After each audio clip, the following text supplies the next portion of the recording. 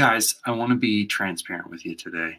I'm going to be reading from a script. So, this is something new I'm trying, and hopefully, it works for you and it works for everybody else who's going to listen at any other point as well. I am going to read from a script. I don't do this very often, to be honest. I don't usually write things out in advance. In fact, the last time that I put out a podcast, I think I admitted that I almost always am off the cuff. But very occasionally, I've been thinking through something and it's a big enough subject that I absolutely have to start writing it down to just get my hands around it. And that is the case today.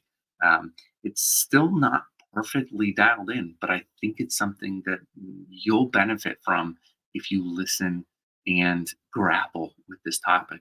So I did title this Hard Work is a Lie, and that's because there's something inside of hard work that is harming us.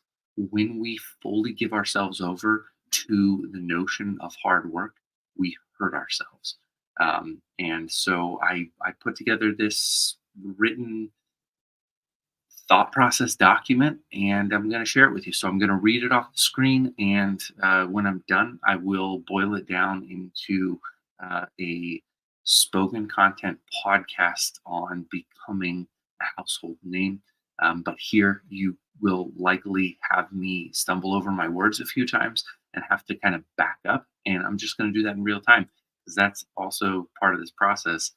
If you're somebody who's thinking about starting a podcast because you want to become a household name, or somebody who's thinking about just putting their thoughts out there into the real world, this is kind of the recording process.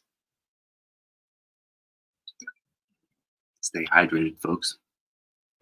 Hard work is a lie that robs you of everything worth having. And yet, every person who's had something worth having has it because of hard work. This is called a paradox. I can't offer the key to solve the paradox, but I assure you, you don't have to look hard to find it. What you will have to do is accept responsibility. You must accept responsibility for yourself, yet claim no credit for your outcomes. If you're responsible for yourself, aren't you to blame for your behaviors, both the good and the bad? The answer should be yes, but it isn't. This too is a paradox. Did you choose where or to whom you would be born? That's a silly question. And yet, when you were half sperm and half egg, you had to work exceptionally hard to outcompete all the others just to find yourself. See, it's tempting to think of ourselves as the obviously active players. We easily identify with the hardworking sperm and neglect that focus on the patient, self-actualized egg, even though we're half sperm and half egg. But science tells us the egg is a selective partner in our process. It releases chemical signals through the ovarian fluid that bias for certain sperm partners, costing the whole. There you go. See, first mistake. The ovarian fluid that biases for certain sperm partners, casting the whole drama of you-ness in a very different light. The hardest working sperm might be no more. We're doing it again, guys. The hardest working sperm might no more get the egg than the earliest bird gets the worm, because the bird who waits on the rain is partnered with greater forces. Your failures might not be because you're too young, the wrong race, the incorrect political affiliation, the enemy religion, or because you have the wrong amount of money. It might be because you lack what's needed to succeed so far. You may not have met your end. You may be living through a drought. But just as you might be staring back at the answer and thinking it's serendipity, luck, uncontrollable, a paradoxical lash lays your back. Because a sperm who never swims can find no egg, and the bird who never hunts can enjoy no rain. Moreover, The more delicate the hunt, the more committed the pursuit, the greater the likelihood of treasure, of success. Which is why most people who will find what they need to succeed will find it through hard work. Still, saying hard work's the key to success, that the outcome is predictable and measurable, and success is neither predictable nor measurable. Let's try that one again. I don't think I got the tone right on that.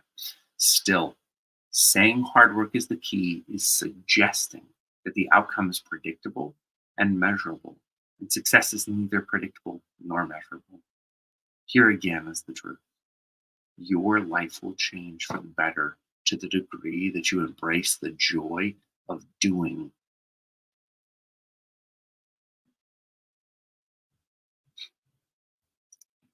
Still, saying hard work is the key is suggesting that the outcome is predictable and measurable, and success is neither predictable nor measurable. Here again is the truth. Your life will change for the better to the degree that you embrace the joy of doing and deny achieving. What does joy, why does joy depend on doing rather than having? I could give you the answer, but then you'd have nothing to do. And I'd never, by choice, rob you of your joy. Just the opposite. I long that you will live in your joy.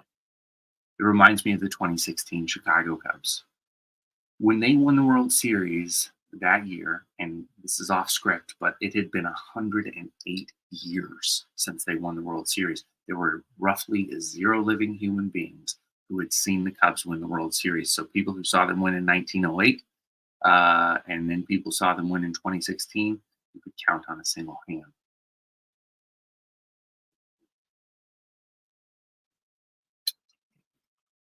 It also appears that that's probably going to be the case again. They are like a cursed team. That's weird. All right, go back to that moment. It reminds me of the 2016 Chicago Cubs. When they won the World Series that year, I felt pure elation for about 20 minutes, perhaps less. The emotional high flittered away, and by the next morning, nothing. Let's try that one again. The emotional high then flittered away, and by the next morning, I returned to baseline. Contrast that with the 2016 MLB season. I frequently felt elated watching the Cubs win and win. They dominated the competition at nearly every level, and the only real slump of the season happened right around the All-Star break. Each win felt good, but the growing dominance, the team pulling away, the bats, the gloves, the smiles, it infected me. Then the 2017 season rolled in. We brought in some new talent. We lost some old talent. Yu Darvish came in, that kind of thing. And we sat poised to repeat. I really thought we were going to. The 2017 Cubs started the season so spectacularly. I remember telling Ashley they were the comeback kings. Nothing kept them down. They would be down 10-0 and somehow rally and win until they didn't. And then when they didn't, the magic run ended. But it didn't just end. The team itself disintegrated, losing both its chemistry and its joy. Suddenly, the narrative was all on World Series 2017. Did the team repeat? Could they even make it? What player would have to step up to be the difference maker? Winning became the bar. What was done was judged, and impossible pressure was put on doing, because anything less than a victory was unimaginable. Anything less than a World Series repeat was a failure. And then by the end of the Cubs 2017 regular season, I had a heavy heart. The team won their division, but it felt like a wounded warrior limping off the battlefield, and the playoffs proved that feeling true. Each season since 2017, the Cubs have felt, and they have felt to my emotions like failures that they are. I feel like a bad fan for admitting that, and I wish I could recapture the feeling of joy at winning. I wish I could even go back to the moment when I was in childhood and the Cubs were the lovable losers. I wish I could feel what I felt before the 2015 season and say with all of my belief there's always next year and look forward to it. But I can't. is something shifted from doing to the achieving. And my journey as a Cubs fan mirrors the journey we all have in life. It's always best when we focus on what we're doing and we're oblivious to what we get. Let's not race past the importance of the journey. There's an old saying, it takes a village. That's been mostly forgotten in today's culture. For the most part, we don't live village style lives any longer. Instead, we live in suburbs, cities, and walled off multiplexes. Cut it off from cut it cut off from each other. Backyard patios and privacy fences have replaced front porches, and because of that, we forget our neighbors have a cup of sugar when we don't. Our neighbors have wisdom for our children. Our neighbors can hug and high five when we win and comfort us when we lose. And we, in turn, can be fans of our neighbors' lives. Though it's popular in today's culture to diss on people who dress in team gear and speak as if they're part of it, fandom is more powerful than we like to imagine. I'm never suited up for a major league squad, but I call the team we, and you can't convince me I'm not part of them. From the simple economics of gear, my Cubs hat provides funding for the team to pay its players. To the collective voice that steers a team's personal decisions, fans play a massive part in a team's success. I'm going to try the paragraph again. I felt like it got weird. From the simple economics of gear, my Cubs hat provides funding for the team's owners to pay his players. To the collective voice that steers a team's personnel decisions. I'm going to try it again. From the simple economics of gear, my Cubs hat provides funding for the team owners to pay his players. To the collective voice that steers a team's personnel decisions, fans play a massive part in the team's success. Fans are part of the team. Readers are part of the book. Viewers are part of the movie. We did this. See, your favorite book is also someone else's favorite book. And if you think about it, you brag about your favorite book whenever you have the opportunity. If you didn't brag about that book,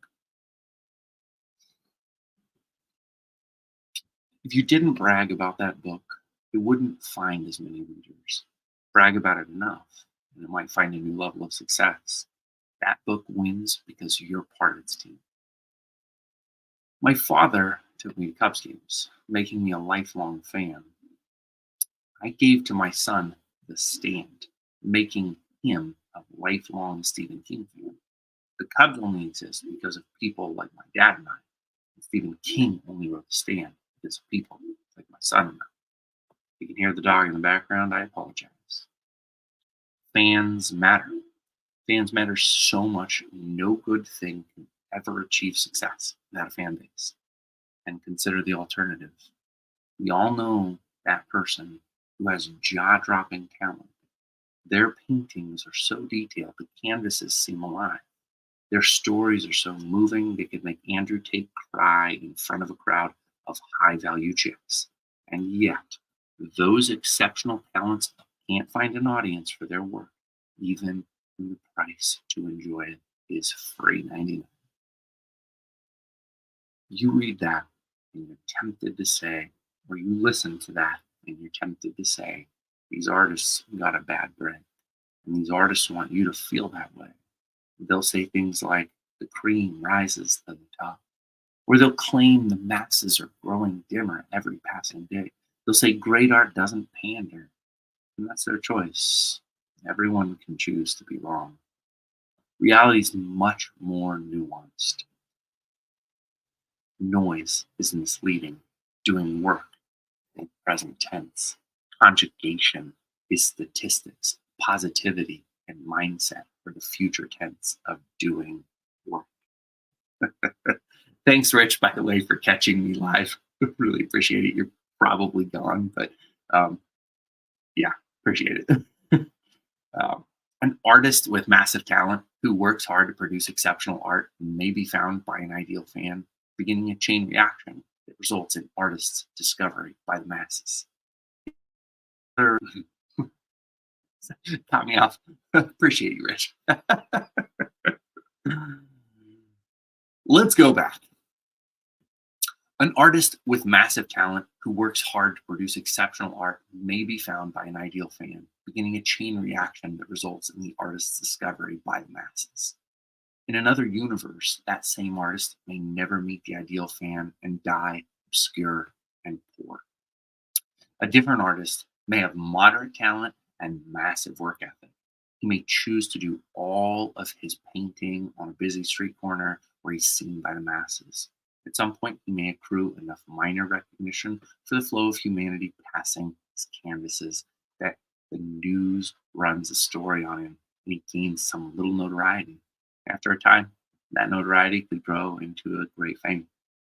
Or the same artist in an alternate universe may never have the work covered by the news and labor away in obscurity. A third artist may have laughable limitations in skill, but superhuman powers of human persuasion and charm. This artist will spend little time on his work and much time rubbing elbows with others. He'll benefit from much from he'll benefit from many people assuming their eyes must lack refinement, and he'll be present to all the rich and powerful, going on to enjoy lavish paychecks and gargantuan success.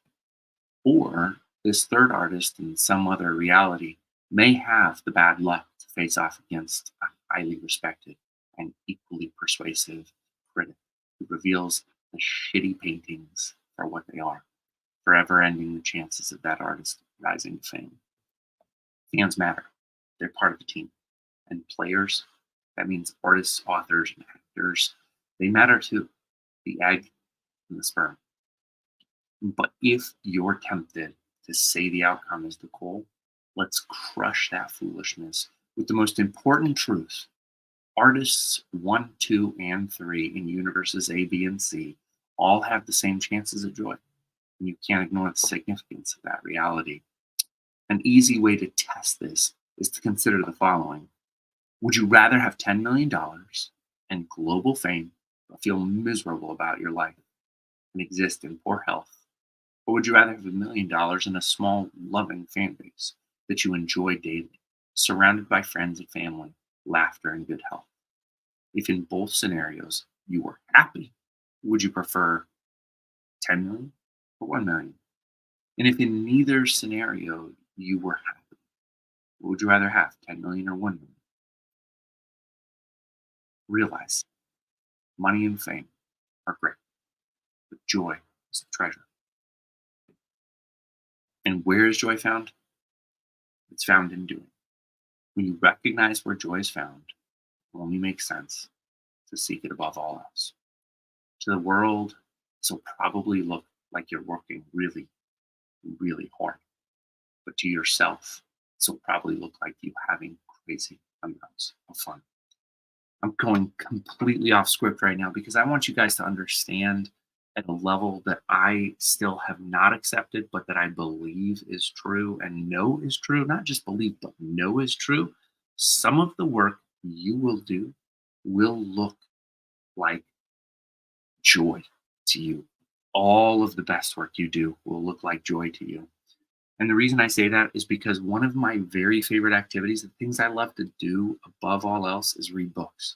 I love to read books. I love to read books I'm into. I love to read books that fit my joy. And so I will pick up a book any time of the day and read it and be happy. And the truth is, confession time, I often choose not to read because I enjoy it so much that I think it must be leisure. That's a mistake. It's a mistake to avoid reading because I think of it as leisure. Because if you ask your 10 closest friends right now, your 5, your 1, your 2 closest friends, my guess is that most of them will say that reading feels like a chore to them. I actually love reading. I could shut this down right now, go grab my book and finish it and love it and pick up another book and read. I might need like a few small breathers, but I love to read. I love to write. Not all work feels good on the front end, and some work takes work to love. I just wanted to stop and say that, though. It's really important for you to understand that the thing you love may actually be the thing that gets you where you're going. So if you love playing Zelda, it may actually be a clue that Zelda is what you need to do to reach your fame. All right. I don't know where I was. Because that actually was right in the middle of the essay, the most important thing. All right. Beware. You're perilously close to the worst misunderstanding of all. Because your fun over the long haul is extremely likely to deliver you your dream outcomes. I'm speaking from statistics right now. It's tough. What I'm about to say, I have not experienced. So I'm just speaking from statistics. You're perilously close to the worst misunderstanding of all because your fun over a long enough time frame is extremely likely to deliver your dream outcomes: fame, fortune, adoration. And if you forget the present tense of statistics is doing work, you might be tempted to think that these two terms are different altogether.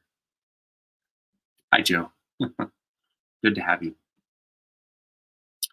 That would be a devastating misunderstanding because you then will be tempted to conjugate the future tense of hard work with positive outcomes, when in fact the present tense of positive outcomes is who the hell knows and when is it going to happen. By all means, work hard.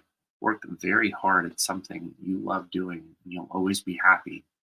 Along the way, resist caring about the outcomes, though a word of caution: if you only work hard on the things that come naturally to you, you'll be vulnerable to bitterness. Finding fans, building your team is confusing, sometimes humiliating, and always unpredictable. And if you focus on growing the fan base, you're in clear outcome seeking territory. But likewise, if you ignore your team, your fans, or the lack thereof, you're in clear wish for the best territory. Neither place can sustain joy because they're both based on outcomes. Thankfully, there's a home for joy inside this paradox. Let the place where you are be the map for where you're going, and recognize that the place where you are is the easiest to see through the eyes of those who see you now. That might be Rich or Joe for me. You will know the people who see you clearly. If you lack fans, what are you doing to change that? If you experience negative feedback, what are you doing to change that? Do you need to change that? Is it an opportunity to change course or to change audience or change something else entirely? You may find that negative comments reinforce the rightness of your journey, in which case you're showing up for the wrong people. Or you may find that negative comments reveal the gap in your mastery and serve to focus you on skill acquisition. On the other hand, you may be tempted to bask in the warmth of fan adulation, but upon examination, see that your fans share a love for a message in your work that represents something you hate.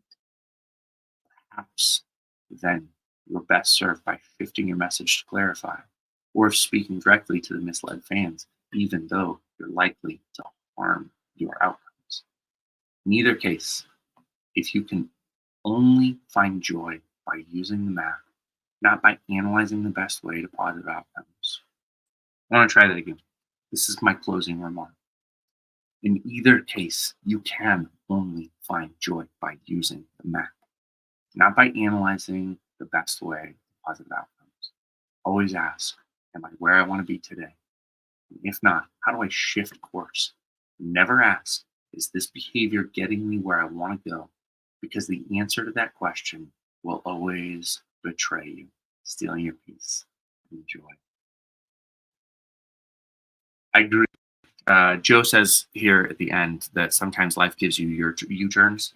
Um, I have so many U-turns in my life, man.